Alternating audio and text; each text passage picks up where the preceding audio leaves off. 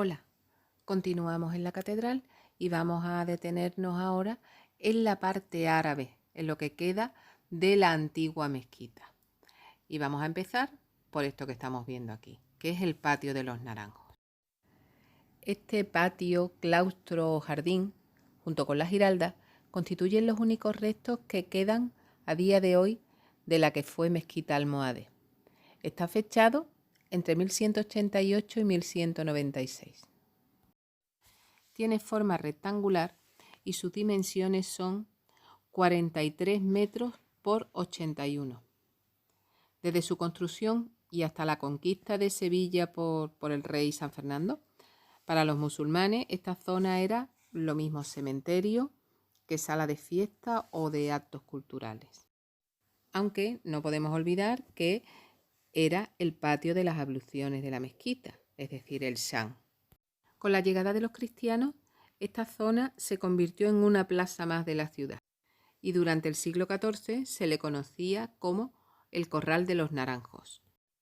Todo el conjunto está estructurado con arcos de herradura apuntada que se apoyan sobre pilares y estos pilares presentan forma cuadrada en la parte interior y cruciforme en la que da de cara al patio. Así se abren 7 arcos en los lados menores y 13 en el lado mayor. En este lado mayor están distribuidos 6 a cada lado de la Puerta del Perdón, que sería un gran arco central y que constituye el acceso desde la calle al patio. Aquí lo estamos viendo. Lógicamente, el otro lado, el que está enfrente, no tiene arcos porque es la fachada de la actual catedral. Al parecer, en los lados menores había 3 puertas, pero de estas la única que se conserva es la Puerta del Lagarto. Esta puerta está situada al pie de la giralda y es el acceso que aún conserva en su cubierta una pequeña bóveda de mocárabe que la estamos viendo aquí ahora mismo. Pues bien, si accedemos a la catedral por esta puerta, lo que nos llama la atención nada más entrar es que tenemos un enorme cocodrilo colgado del techo. A su lado hay un colmillo de elefante, una brida y un bastón. Según cuenta la leyenda, en 1260 llegó a Sevilla una delegación del rey de Egipto, que lo que pretendía era pedir al rey Alfonso X la mano de su hija primogénita, de doña Berenguela. Y con este motivo le enviaban una serie de presentes para agasajarla, a ella y a su padre, lógicamente.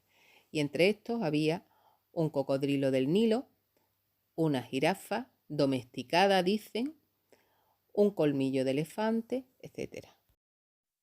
Y aunque la infanta dicen que declinó la proposición de matrimonio, entre otras razones porque era muy cristiana, bueno, tanto así que ingresó en un convento y que está enterrada aquí en Sevilla, en San Clemente. Pero bueno, agradeció al rey de Egipto su ofrecimiento y le envió una comitiva cargada de regalos, al mando de la cual iba un embajador que a su regreso entregó el bastón, que es el cuarto elemento que aparece colgado. Según cuenta la leyenda, tanto el cocodrilo como la jirafa domesticada permanecieron en el alcázar hasta que murieron. Parece ser que en origen entonces fue disecado, los 3 lados y traído a la catedral. Los otros 2 han desaparecido. El que hay ahora mismo es de madera, una parte de la nave y está cerrada, fechado en el siglo independiente del resto del patio de los Naranjos y se accede desde la calle. Es la parte que corresponde a lo que es la institución colombina, lo pone en la puerta. Se le levantó además un piso intermedio y se habilitó esta zona para instalar aquí los más de 5.000 volúmenes que donó a la catedral Hernando Colón, el hijo de Cristóbal Colón, y que desde entonces, bueno, pues esta zona lleva el nombre de Biblioteca Colombina. En el lado opuesto, las naves se derribaron en 1617 para levantar en aquel lugar la actual iglesia del Sagrario, cuya sacristía y oficina se edificaron en el espacio que quedaba entre la Puerta del Perdón y la iglesia y la parroquia del Sagrario.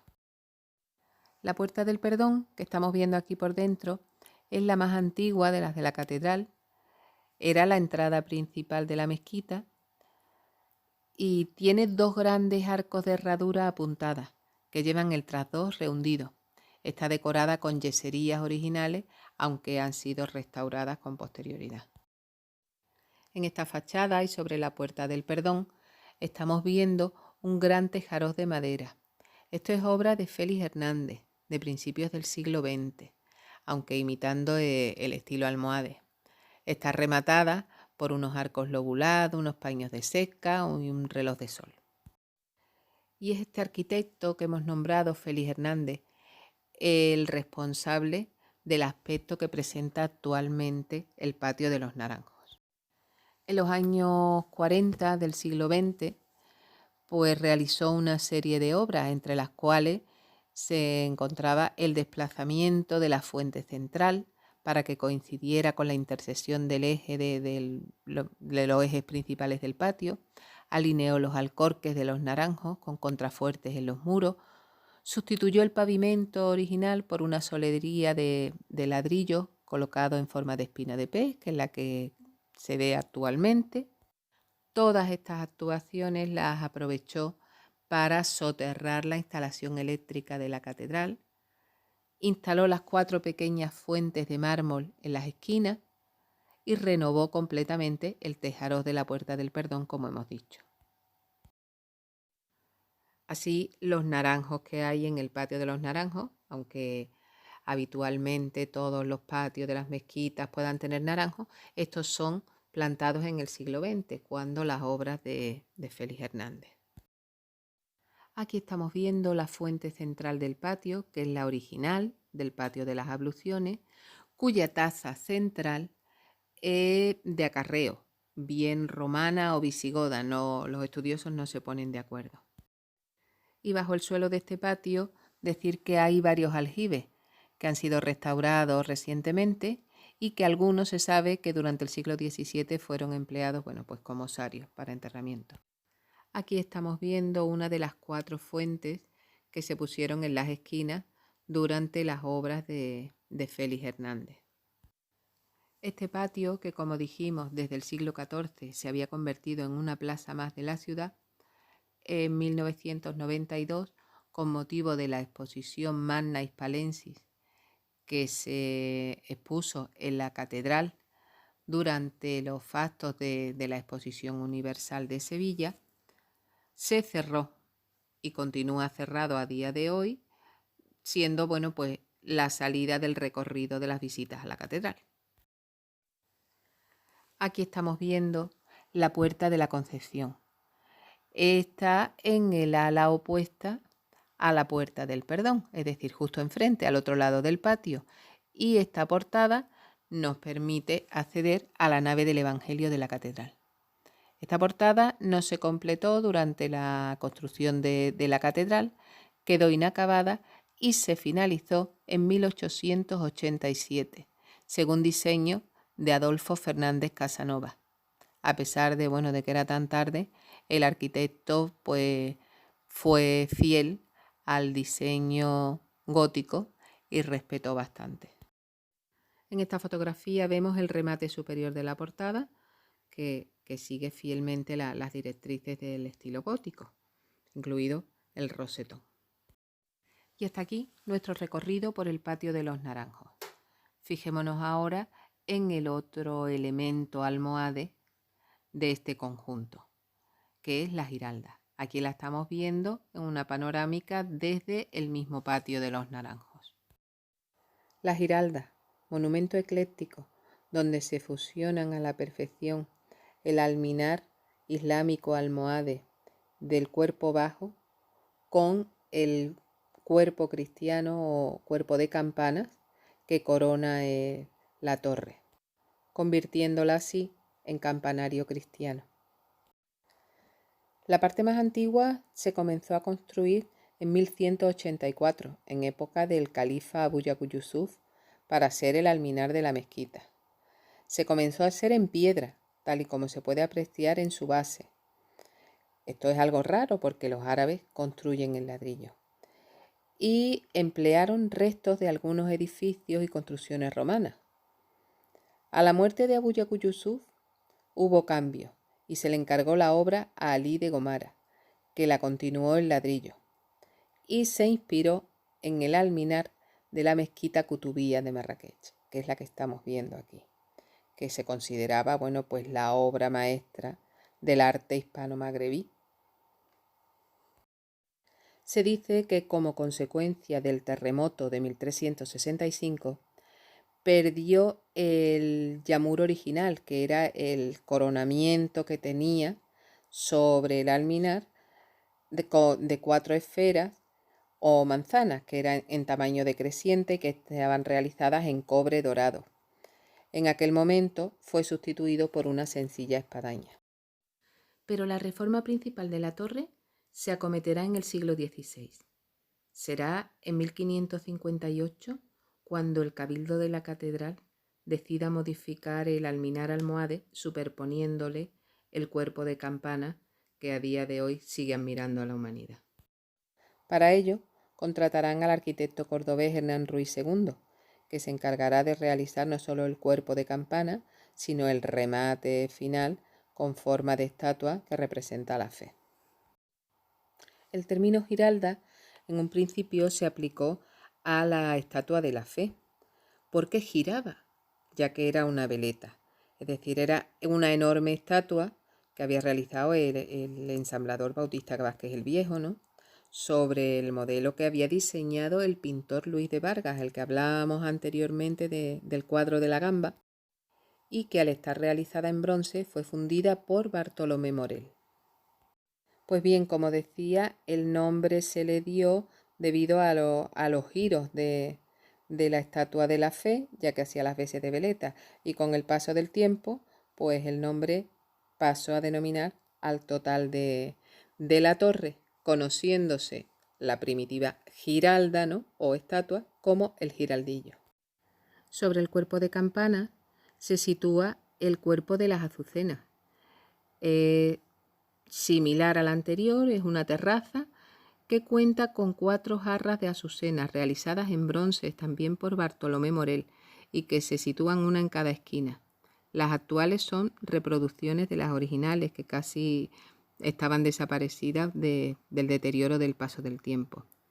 Estas actuales son obras de Fernando Marmolejo Camargo. Y se dice que el autor quiso poner las azucenas en memoria de la pureza de María, ¿no?, simbolizando en las jarras florales, ¿no?, pues la pureza de María, a quien estaba dedicada la totalidad del templo, es decir, la catedral. Dijimos que era Santa María de la Sede. Y continúa el arquitecto superponiendo diferentes cuerpos cada vez más pequeños hasta llegar a la veleta. Así, sobre el cuerpo de las azucenas va el de las carambolas. A continuación se alza el cuerpo de las estrellas, que los remata una cúpula. Sobre esta va un cupulín y este servirá de base a la veleta. En conjunto resulta una torre esbelta, de proporciones armónicas, cuya silueta, conocida a nivel mundial, se ha convertido en el emblema de la ciudad. Cuenta con 24 campanas, 18 de volteo y 6 de badajo, convirtiéndose así en la catedral de España con mayor número de campanas. Su estructura es la habitual en este tipo de alminares, con un prisma central, a cuyo alrededor van subiendo las rampas de acceso con una anchura tal que permiten el acceso incluso a caballos. Pero lo más interesante es su decoración exterior.